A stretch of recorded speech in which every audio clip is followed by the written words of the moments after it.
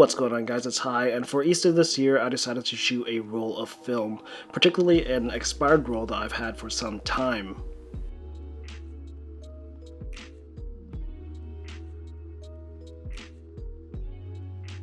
As you can see from the box, it says Kodak Bright Sun and Flash 200 speed film. I actually thought this was going to be some weird off film, but it's just Kodak Gold 200, and if we look at the expiration date, it says November of 2006. Now, the general rule for shooting expired film is to overexpose by one stop per 10 years, so anything in between is an educated guess. Because this roll is expired by 15 to 16 years, I decided to shoot this roll at 50 speed or about 1.5 stops overexposed.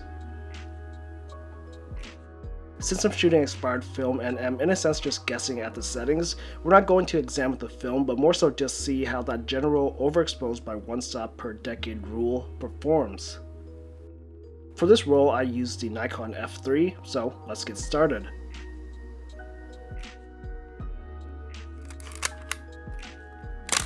Here's the first picture, and as you can see we have a frame burn. If you didn't know, this happens if you don't fully advance the film after loading it into the camera. You're essentially shooting over a section that's already exposed to light and a section that wasn't. The frame burn is one of my favorite things about shooting film, and this is actually my first time doing it with the F3. In terms of exposure, it's hard to say because I was attempting to get a frame burn, and to do this you're generally shooting before the frame counter gets to 1.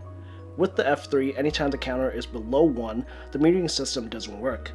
This means that unless you have some sort of light meter, it's a complete guess on the settings. I feel that this photo is underexposed, but it was a dark room and I was trying to keep a fast enough shutter speed to not get motion blur. This isn't a good example of exposure, but a good photo nonetheless. Next we have another indoor photo. Here I purposely positioned Landon next to a window so we can get a bit more of an accurate reading, at least based on the F3's meter. I would say that this is pretty well exposed.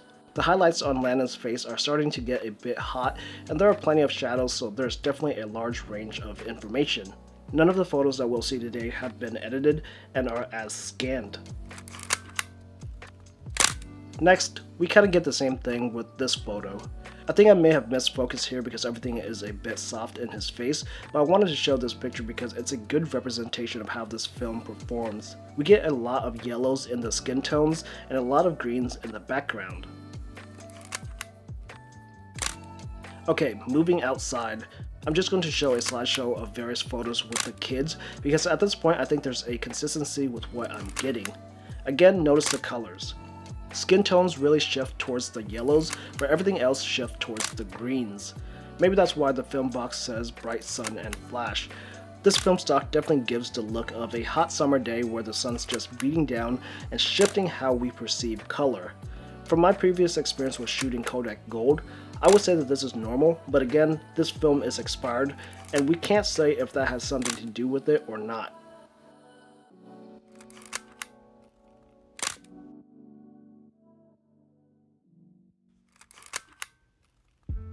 Something that I did find interesting is the colors of these eggs. Look how vibrant they are. The saturation is definitely pumped up. They are way more colorful than anything else. Maybe it's the materials that they're made from, maybe because the eggs are smooth so they reflect more light, who knows.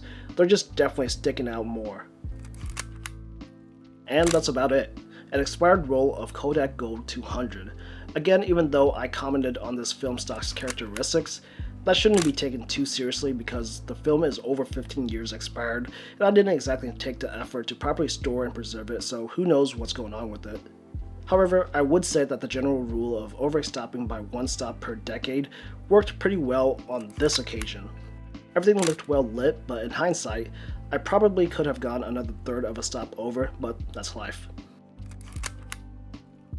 I hope you've enjoyed this video. If you did, I'd appreciate it if you can give the video a thumbs up, comment down below with any thoughts, and subscribe to this channel for more content like this to come. If you'd like to further support my work, consider hitting the join button down below and become a member of this YouTube channel, or become a patron on Patreon. Thanks a lot for watching this video, and I'll see you guys in the next one.